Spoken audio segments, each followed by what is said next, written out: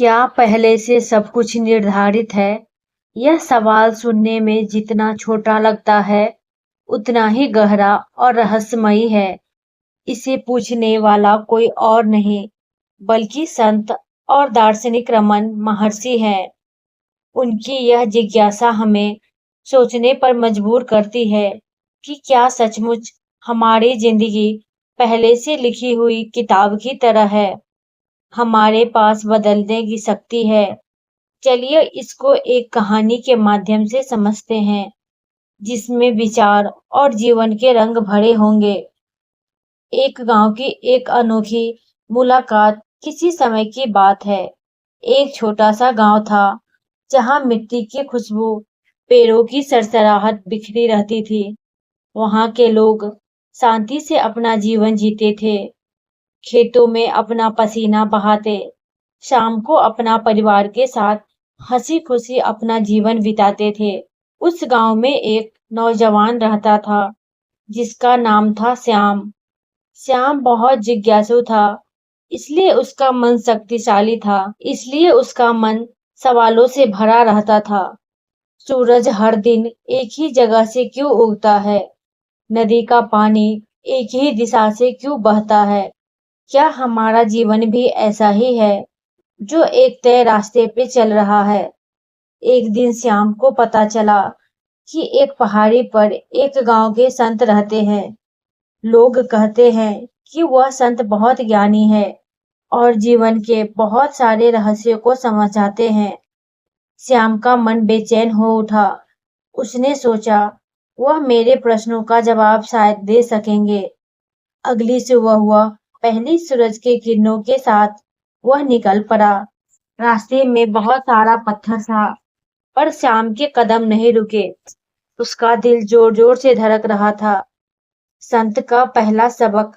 श्याम ने पहुंचते ही देखा, एक वृद्ध संत एक पुराने बरगद पेड़ के नीचे बैठे हैं। उनका पूरा चेहरा शांत था, जैसे समुद्र की सतह पे कोई लहरें ना हो, और होठों पे गहरी मुस्कान, जो किसी गहरे रहस्य को छुपाई हुई थी। श्याम ने झुककर प्रणाम किया और बोला, महाराज, मेरा एक सवाल है। क्या हमारा जीवन पहले से तय है? जो होना है वह होकर रहेगा? संत ने कहा, बेटा, संत ने कहा, क्या तुम्हें यह लगता है कि तेरा यह पूछना भी या यहाँ आना भी पहले से तय था? वह एकदम से चुप हो गया। उसका दिमाग घूमने लगा। यह बात उसके लिए नई थी, जैसे अंधेरे में कोई रोशनी दिखा रहा हो। संत ने आगे कहा, जीवन एक नदी की तरह है। नदी का पानी बहता है, पर क्या वह हर पत्थर को अपने साथ बहा ले जाता है? कुछ पत्थर अपनी जगह पर रहते हैं, कुछ अपने साथ जाते हैं। यह नदी का स्वभाव है, पर पत्थर का भी अपना वजूद है। श्याम को यह बात समझ में नहीं आई। फिर श्याम ने कहा, महाराज, हमारे हाथ में क्या है?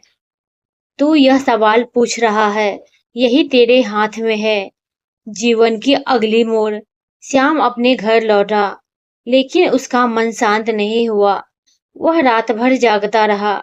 संत की बातें उसके कानों में गूंजती रही।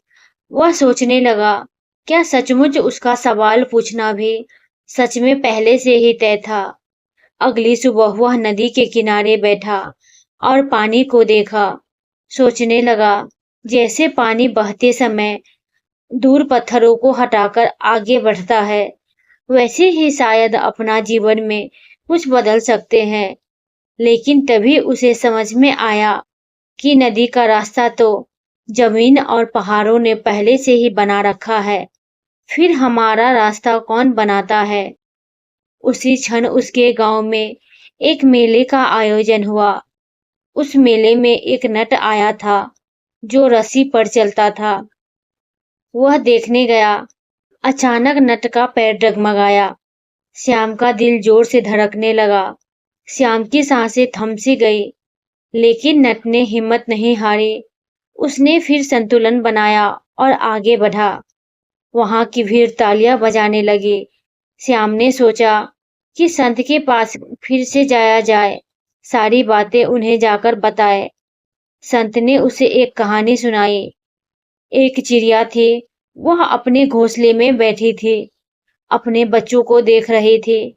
तभी एक शिकारी आया, उसने तीर चलाया।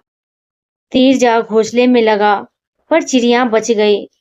अब तू बता, क्या चिड़िया का उड़ना पहले से तय था या उसका अपना जान बचाना? श्याम ने थोड़ा सोचा और फिर कहा, शायद उसने अपनी जान बचाई। तो फिर तू क्यों सोचता है कि तेरे पास शांति नहीं है? श्याम की आंखों में चमक आ गई। जो श्याम ने पूछा, महाराज, तो क्या हम सब कुछ बदल सकते हैं?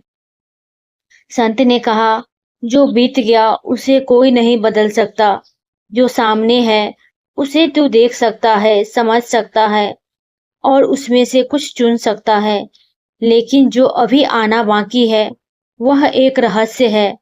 उस समय को जानने की कोशिश छोड़ दे और जो अभी है उसे जी ले। भावनाओं और शांति का खोज। श्याम के मन में अब एक मिश्रण था। वीडियो अच्छी लगी तो लाइक, शेयर एंड चैनल को सब्सक्राइब करें।